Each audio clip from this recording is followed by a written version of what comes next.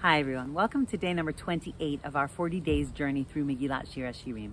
Today's pasuk is Perak Bet Pasuk Tet, and it says, Domed dodi latzvi, my beloved is like a gazelle, la'ofer ha'ayalim, or like a young stag, Omed achar kotlenu, who stands behind a wall, mashkiach mina chalonot, and watches over us or looks at us through the window, meitzitz min ha'charakim, and peering at us through the lattice.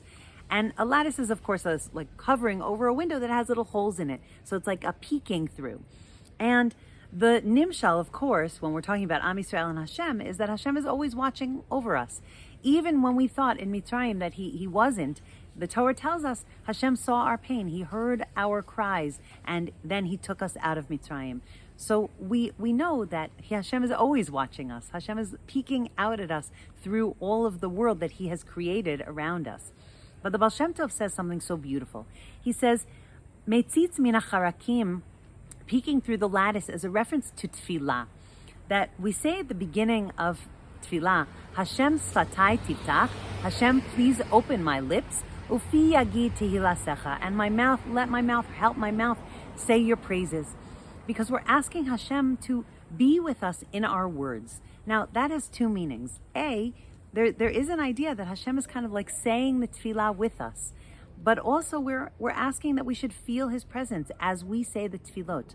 And the Baal Shem Tov makes a very beautiful point that Hashem peeks out at us from in between the letters. Like the letters themselves draw down Hashem's presence into the world, but there's also the spaces between the letters and between the words, and Hashem can peek at us through those little spaces. We can pause for a second and we can try to let ourselves feel or welcome in the presence of Hashem as we say these tefillot.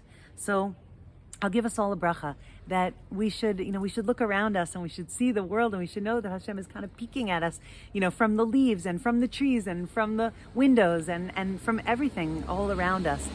But also that we should take advantage of the tool that he gave us, which is tefillah, to really, truly invite him into our presence and to, as we say the words, to kind of picture the letters, to look at them in the Siddur and to know that Hashem is there in between the letters, behind the letters, in the letters, between the words, and he's with us in our davening.